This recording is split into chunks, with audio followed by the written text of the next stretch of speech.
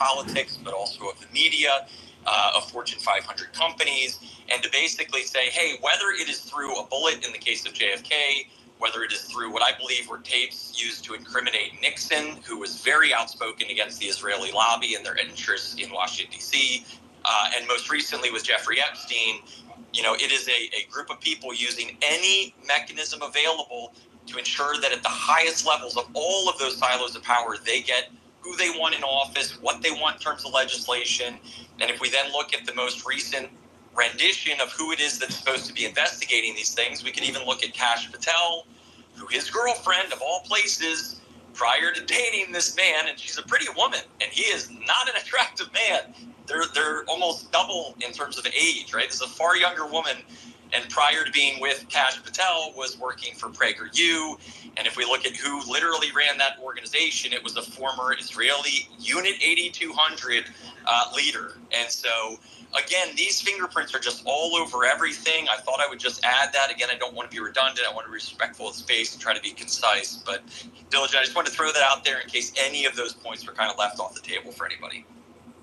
No, and we kind of explored the connections between the intelligence agencies, including Mossad and Ghislaine Maxwell's father last night. And even, Good Logic is a Jewish person, and he even conceded that, there was a connection between, Israeli intelligence and Ghislaine Maxwell, right? Like, I feel like I just want to make sure that we're that clear. I am not being partisan in that matter. I'm willing to explore avenues and lines of thought as long as they are grounded in some type of verifiable facts.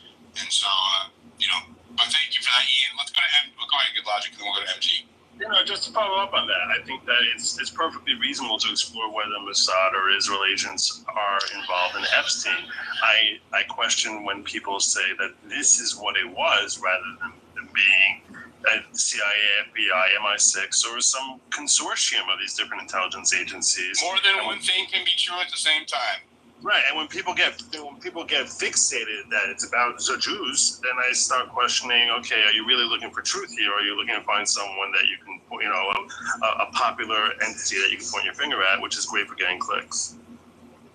True, 100% true. Chad, I want to get your thoughts on all of this. I couldn't get the microphone. Okay. How you good, brother?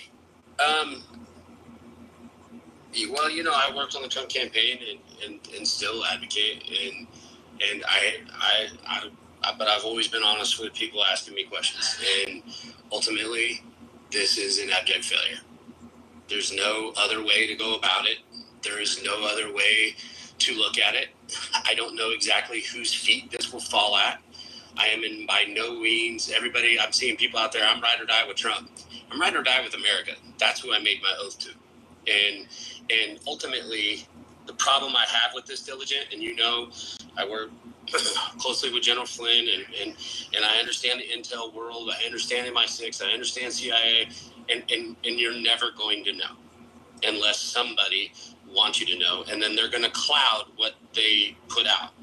I mean, we've already seen that Prince Numbnuts over in England was there and was a part of it, and girls have come out and said he did X, Y, and Z.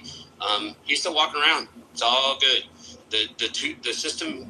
We need to change the Lady Justice and take that blindfold and take one eye out from underneath that blindfold, because it is absolutely 100% multiple tiers of justice, whether it's Trump in the White House or anybody else. And that's been widely known for a long time, and some of us live in a bubble. But ultimately, I don't know whose feet this lies at, but I'll say this. This is the ugliest optics I've ever seen come out of the Trump campaign. And Karen Levette going up and hitting that lectern today, pompously saying, they did their job, it's done.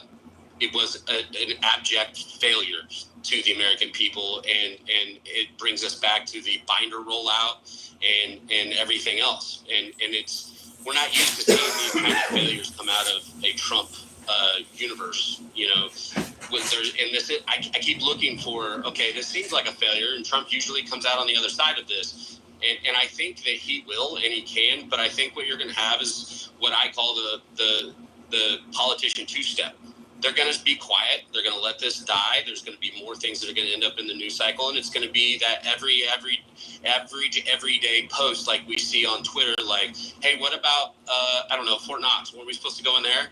Hey, what about Fauci? That it'll be a random post like that when there's something new and exciting to go at. I think this will last for a couple of weeks, and I think we're gonna. And I studied. I went on MSNBC, watched it for a couple hours. I watched CNN for a couple hours. I watched all of them. Nobody's talking about this, which tells me that they're all on the same page. Nobody wants to talk about Epstein. That is in the elites, in the media,